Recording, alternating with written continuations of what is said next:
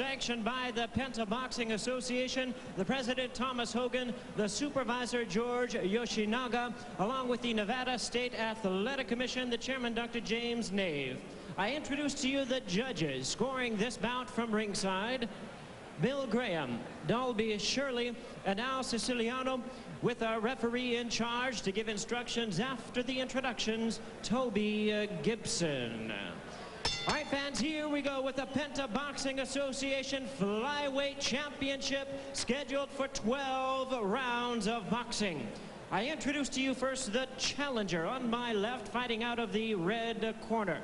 He enters the ring wearing silver trunks and fighting out of Mexicali, Baja California, Mexico. He weighed in at the flyweight limit of 112 pounds. His record includes 15 wins, 6 losses, with 8 wins coming by way of knockout. How about a hand for the challenger, Rafael Granillo. And his opponent across the ring on my right, fighting out of the blue corner, is the defending champion, entering the ring wearing black trunks with green trim, hailing from and representing our nation's capital of Washington, D.C. In winning 22 straight bouts, his record stands at 23 wins, only 1 loss, with 16 knockouts to his credit. Weighing in at 111 pounds, this Penta Flyweight champion is ranked number 2 in the world by the WBC. How about a hand for the defending champion, Mark Too Sharp Johnson. Once again, here's our referee in charge, Toby Gibson, now to give instructions. Once again, 12 rounds of boxing.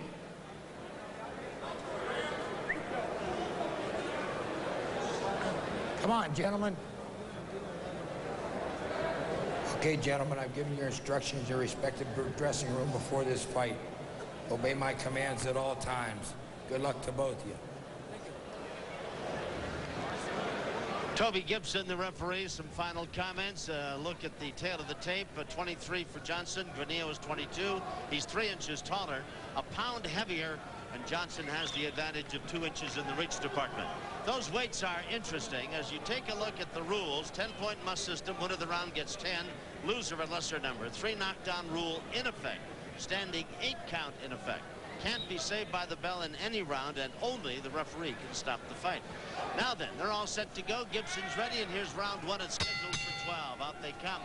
Interestingly enough, at 112 pounds, Johnson came in at the weigh-in at 112, Granillo at 112, and yet having been weighed just an hour ago in a study the Nevada Commission is doing, Johnson weighed 117, Granillo 116. That's a pretty good weight gain for guys these small. So close to the fight in the last 24 hours.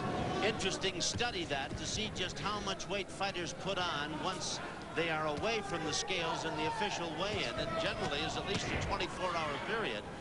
And of course, you can see with 112 pounders, they picked up about 5 pounds apiece. Of course, the most ridiculous situation we saw, that was James Toney, who weighed in for his fight against Roy Jones Jr. at 167.5 and came in the next night weighing 184, yes, actually at fight time. Yes. Almost 17 pounds. Yeah. And it certainly looked it too. Toney was completely outsped, out-hit, outfought, and beaten by Jones. Very tough fight for Toney. Tom, in recent fights now, as we take a look at Mark Too Sharp Johnson, he has become more of a slugger, and he seems to enjoy impressing the fans now with his ability to punch it out with his opponents, and he's been obviously extremely effective. When he first came to Los Angeles, we were looking at him more as a slick boxer, and he certainly has the quickness to be that, but he's shown a real ability to punch here in the last year. Well, all of his skills, and they are considerable, have been, as the guy said, he finds himself hoisted on his own petard. People look at him, see him as a classy boxer. They want to fight him. Then when they find out this kid can not only box and take you the distance and beat you, but sit right down and knock you out, they don't want him around anymore. Nobody wants to fight this kid and give him a title shot, but I think the body politic is going to demand that he get a title shot. In the meantime, Granillo is all business out there in the silver trunks, and Johnson the southpaw against Granillo, who obviously is in his biggest fight. This would be an unbelievable win if Granillo should pull it off. He was 15-1 in the betting here at Caesars Palace. If he could pull that off, he would jump right into the middle of this very active division, flyweight, superfly. It's been a busy first round, too, I might add. And, you know, he's not really intimidated by Johnson's record or performances. So it should be a good fight. I think he's going to be really fighting him. I don't know if he's got the firepower, knockout punch to stay with Johnson if they get into a nose-to-nose confrontation here. Johnson bouncing around up there, almost losing his footing. One thing I've noticed about Granillo here early, though, Tom, is he moves around that ring pretty good. And, you know, technically, he doesn't look bad in the things that he's doing out there. Seconds closing down on round number 1. Johnson trying to cut the ring off a little bit, pounds a right hand to the body and brings it up to the jaw. And a right hand at the bell, and he quickly bounces back to his corner where his dad, Ham, will step in and talk to him a little bit, or at least lean in from the side. Over in Rafael's corner, they're asking him how he feels. And giving him instructions to use the jab, open up with the jab before going on to the attack. Also tell him to go to the stomach with the right. I told you before you start, 2 and 3 jabs. Yes. Settle down, side to side. 2 and 3 jabs. You're too far away. Right hand all day. All day long, come on. 2 and 3 jabs, break, hook, test the body, take it over time. Set it up. His dad, Ham Johnson, says take it to the body, then take it over the top. The gentleman on the left leaning in, his brother James, who's an outstanding amateur boxer in his own right. Well, we'll see how it goes. The bell brings him out, scheduled for 12. Nice crowd on hand here in the Sports Pavilion at Caesars Palace. The last fight for Too Sharp Johnson, a real exciting bout, was that fight that Tom mentioned against Moro Baby Diaz, who came in, fought very hard, but still was stopped in 3 rounds by Mark Johnson. And before that, an absolutely sensational bout of the Forum against Leon Salazar, where fans were on their feet for the better part of 3 rounds, roaring until Salazar could not come out for the 4th. And then, of course, prior to that, last year, right here in this very same ring, Johnson and Orozco in a 12-rounder where Johnson knocked him out. Banging away with that right hand. Johnson's the southpaw, and that right hand is a very big weapon for him. Granillo is following his corner. He's going with the right to the body, except but he's just staying out there. He's becoming an easy target for Johnson. He doesn't follow up with combinations. He just throws a punch and stays in there. Johnson moved in and buried that right hand to the ribs on Granillo. Rich, and there was kind of a look of concern on Granillo's face, one can imagine. Yeah, Granillo went into a quick retreat there, Tom, and I think he needed to step back and collect himself. He's trying to figure out Mark Johnson, but whether you can figure out what he's doing or not, he seems to get the better of you. It's a powerful kid for 112 pounds. Yeah. And Granillo buried the left of his own into the side of Johnson as he moved in on him. Johnson continues to advance. He's got Granillo backed up into Rafael's corner. There's a nice right hand by Granillo thrown in there, Tom. And Johnson admits in his last few fights, while he's been willing to slug, Tom, that means he's going to get hit sometimes. Yes. And probably if he depended only on boxing and his speed and his boxing ability, he would win fights easier, not get hit as much as he has in the last couple of fights. But that doesn't bring fans running with cash to the box office. He wants to not only get wins, but get fans, and he is doing quite a bit of that. Nice exchange there. Johnson claiming a low blow, Tom. Yep. Granillo acknowledged it and apologized for it and went right back to work. Johnson says that he already has the secret for beating all these Mexican fighters. He says all you have to do is work the body. They don't like that, but I don't think anybody likes that. Johnson landed a pretty good left hand, caught Granillo flush in the face. He continues to have the youngster from Mexicali backing up, has him against the ropes, cuffs him with a left hand, a right hand, throws a left.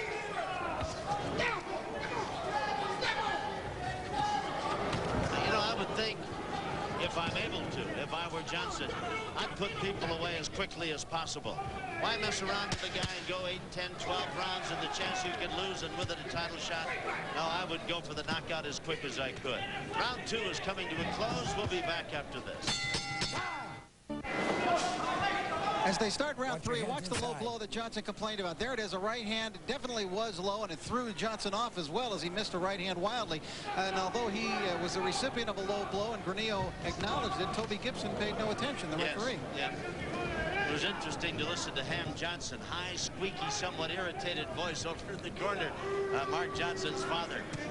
Ham thinks his son is out there not taking care of business the way he wants him to. Well, he's cutting the ring now a lot better than he was in the first couple of rounds. I think he hurt Granillo with that left hand a moment ago. Drops a right hand on Granillo that had some authority behind it. There's another right hand and another right. And Granillo staggers away. I think he's hurt, Fernando. Yeah, I think so, because his knees wobbled when he was hit with the left. It's the first time really that his legs really gave way when he backed up. Each time he's been hit hard by Johnson, he's backed away, but been able to do it without his legs giving way. That time they definitely wobbled some. Johnson working to the body, throws a left to the jaw, comes back with a two-fisted attack, and Granillo trying to cover up is not doing much in the way of answering with any punches of his own. Granillo, of course, has a problem here in that he's not a real hard hitter. No. He moves around that ring and boxes pretty well, but Mark Johnson, it appears, can just walk right through his punches. We're in the third round. It is scheduled for 12. Johnson's Penta Flyweight Championship on the line, being defended by the man from Washington, D.C. When we talked to Granillo yesterday, he said he would try to box early, Tom, and utilize his boxing ability. He may take some shots from Johnson, but he felt that if he could box him early and let the fight go into the later rounds, he would take away some of Johnson's speed, and he felt that was a key to defeating Mark Johnson if he could get the guy to slow down a little bit. I don't know about Mexican fighters, Fernando, whether they like to get hit in the body or don't. I know a lot of non-Mexican fighters who don't like to get hit in the body. I don't know any fighter that likes to get hit. But Johnson has been working to the body pretty good against Granillo. Maybe trying to prove a point, I don't know, but... Well, I think he realizes not only that he can knock him out on the, just hitting him to the head, but just by going to the body, he's going to make sure the other guy loses speed and of movement. And he's been very effective in the past going to the body. Mark Johnson was fighting orthodox right-handed there for the last 30 seconds. That's right, slipped into the right-handed mode. Now Gibson says keep him up, cautions Granillo about watching for a headbutt. Johnson is in the orthodox style right now. Round 3 coming to a close. You're watching the action from Caesars Palace, the Sports Pavilion. We'll be back. Out they come for round number 4. Johnson to the left of your screen, now with his back to you in the black and green. And in the silver, almost lame trunks, is Granillo. After 3 rounds, Rich Murata has Johnson winning all 3 rounds, giving him 10 points for each of the first 3. And Fernando Paramo, we have a consensus right here. Fernando likes it 30-27 Johnson. No one asked about mine, but I have a 30-27 Johnson as well. In both corners, during the break, they're both asking him to throw more combinations, not just single punches. So this might get interesting. In Mark Johnson's corner, Ham Johnson, his dad, his voice is getting higher pitched with each succeeding round. Getting almost strident in its delivery, and it's about as frustrated as he is over this young champion of his not getting a shot at the WBC or IBF or WBA. You know, WBA doesn't even have him listed, do they? No, they don't. He's a non-boxer there. Is that unbelievable? Well, who can keep up with the machinations with all of this chaos that exists in boxing with all these jurisdictional bodies now? It's gotten to the point of being ridiculous. Yeah, but that would be like the National League in baseball not recognizing Babe Ruth of the American League. That is absolutely ridiculous. Well, I'm still waiting for the IBF to explain ranking Francois Botha as the #1 heavyweight in the world. Yeah. If you want something hilarious, take a look at that one. Bob Arum says that what they want is the great white hope come through.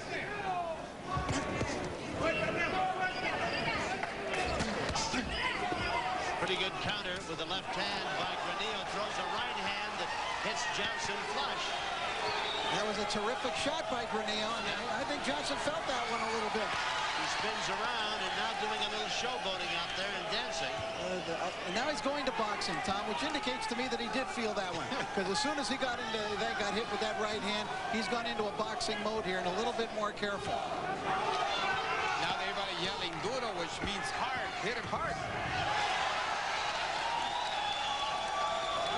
Granillo obviously with renewed hope and purpose here in round number 4. Perhaps his best round. Johnson comes back and hits him with the left as he goes away. Bangs him with the left. And they have their feet crossed up and stagger away from each other. And that right might give him the confidence that he needs to keep on pressing the fight. It might give him a little false sense of security, too, that he can step in and throw that. Might be trouble. 4th round coming to a close. We'll be back. The action from the Sports Pavilion, Caesars Palace. Fight night coming your way. I'm Tom Kelly along with Rich Morata. Fernando Paramo. You're watching Mark II Sharp Johnson in against Rafael Jesus Granillo. This is round number 5. Either man has been down. Johnson got nailed with a pretty good right hand in round number 4, and he has, prior to that and even during the 4th round, pretty much taken the action to Granillo, working both to the body and the head.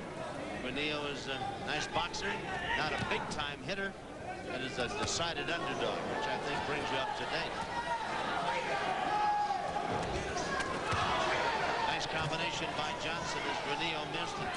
2 Sharp scored with 1 to the body and 1 to the head. Took a shot that might have been a bit low. Granillo again. And Granillo's training with him, Tom. He's willing to do it, even though Johnson is clearly a harder puncher. Arriba, arriba. He does have a good win in his career, Granillo. He had a TKO in 8 rounds over Antonio Ruiz Villasana, which I think spruces up his record a bit. Yep.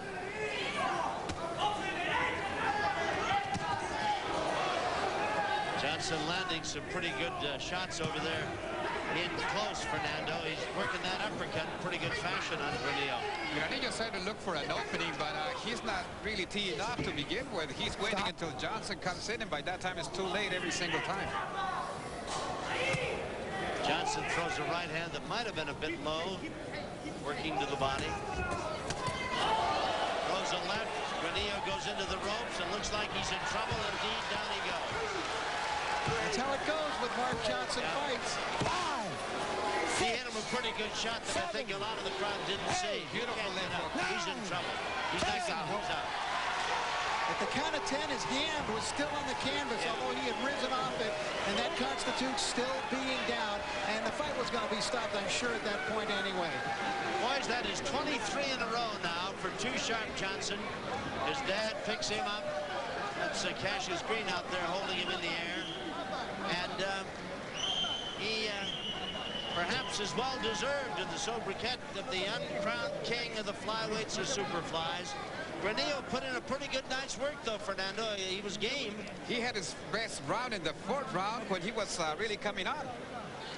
But he couldn't handle Johnson, who in the round came in, hit him, missed him with the right, came back and nailed him with the left hand.